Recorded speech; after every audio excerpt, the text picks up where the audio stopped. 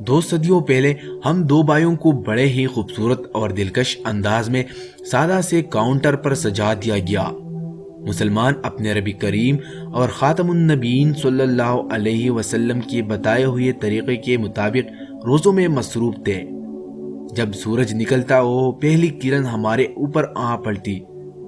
سردی میں تو ٹھیک تھا لیکن گرمی میں کافی مشکل تھا۔ روزوں کا آخری عشرہ چل رہا تھا۔ افطاری کے بعد دو بچے اپنے والدین کے ساتھ دکان پر تشریف لائے۔ انہوں نے اپنے بابا سے ضد کرتے ہوئے ان میں سے ایک نے ہم سے ایک کو خرید لیا۔ دکاندار نے مجھے بچے کے ہاتھ میں پکڑا دیا تو میں اداس ہو گیا کہ میرا دوسرا بھائی اب اکیلا خیر میں خوشی خوشی بچے کے ساتھ اس کے گھر پہنچا تو اس نے کمرے میں داخل ہوتے ہی بڑے پرجوش انداز میں اپنی ماما کو کہا، دیکھو میں کیا لایا ہوں۔ میں ڈر گیا، پتہ نہیں اب میرے ساتھ کیا ہونے جا رہا ہے، اور ساتھ دوسرے بھائی کی اداسی بھی۔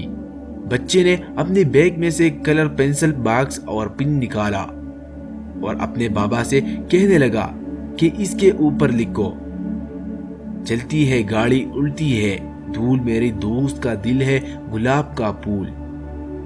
بابا نے بڑا ہی خوشخط کر کے لکھ دیا۔ بچے نے پھر کچھ لکھنے کو کہا، گرم گرم روٹی توڑی نہیں جاتی، آپ سے دوستی چھوڑ نہیں جاتی۔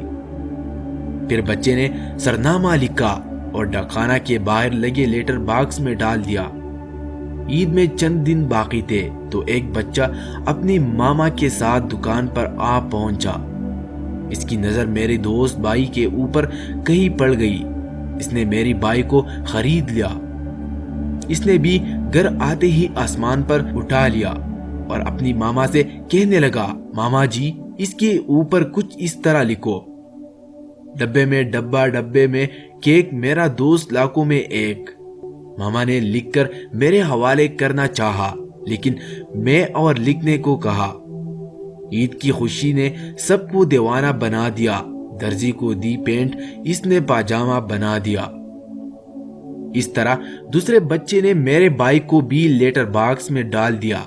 عید کے ایک دن پہلے ہمارے دروازے پر دستک ہوئی۔ میں نے بھاگ کر دروازہ کھولا تو خاکی وردی میں ڈاکیا نے میرے ہاتھ میں ایک لفافہ تما دیا۔ ماما کو بتایا تو ماما نے اسے کھولا تو اندر سے میرا بھائی، جس کے لیے میں اداس تھا۔ مجھے بہت خوشی ہوئی، عید سے پہلے عید ہوئی۔ دوسرا بھائی سوچ میں پڑ گیا۔ عید سے ایک دن پہلے والے بچے کے گھر پر ڈاکیا پہنچا، ایک لفافہ دیا اور چلا گیا۔ جلدی سے بابا سے کہا، بابا یہ دیکھو کیا آیا ہے۔ بابا نے جلدی سے اسے کھولا تو میرا وہ بھائی تھا جو وہاں دکان پر ہی تھا۔ جب اسے میں نے پڑھا تو بہت زیادہ خوشی ہوئی کہ ہم دونوں دوستوں نے ان دونوں کو دکان سے وقفے کے ساتھ خرید کیا تھا۔ دو صدیوں سے چلنے والی یہ ریت رواج اور روایت اب بالکل دم توڑ چکی ہے۔ عید کارڈ اور دستخط و کتابت ایک دوسرے کے جذبات اور احساسات کے اظہار کا بہترین ذریعہ تھا۔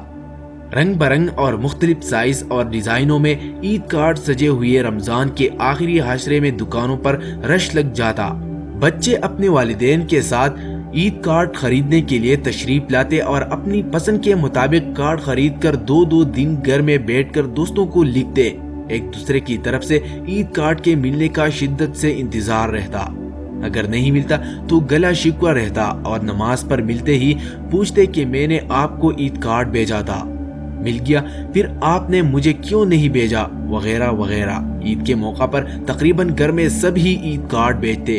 کاروباری حضرات اپنے نام کے عید کارڈ چھپوا کر اپنے دوستوں اور ملازمین کو دیتے۔ اگر کسی کو نہ ملتا تو وہ اس بات کو محسوس کرتا کہ مجھے نظر انداز کیوں کیا گیا۔ وقت کے بدلنے کے ساتھ ساتھ جدت نے جگہ لے لی، لیکن اس نے جذبات اور احساسات کا اظہار چھین لیا۔ ایک دوسرے کے گھر چل کر عید ملنے جاتے، آپ ٹیکسٹ کر دیتے ہیں، واٹس ایپ پر، فیس بک پر تصویر شیئر کر دیتے ہیں۔ اس جدت سے معاشرے میں معاشرتی استحصال شروع ہو گیا۔ نزدیک والے دور اور دور والے ویڈیو لنک کے ذریعے نزدیک ہو گئے۔ میرے تو رائے ہے اگر ہم پھر سے اس ریت رسم و رواج کو اگر شروع کرتے ہیں اس سے اپنی جذبات کا اظہار اور ہاتھ سے تحریر لکھنے کا شوق پیدا ہوگا کہ اس دور میں عید کارڈ لکھنے کو یہ کہہ کر بھی ٹال دیا جاتا تھا کہ یہ انگریز کی رسم ہے، لیکن وقت کے گزرنے کے ساتھ اس کی کمی ضرور محسوس ہو رہی ہے۔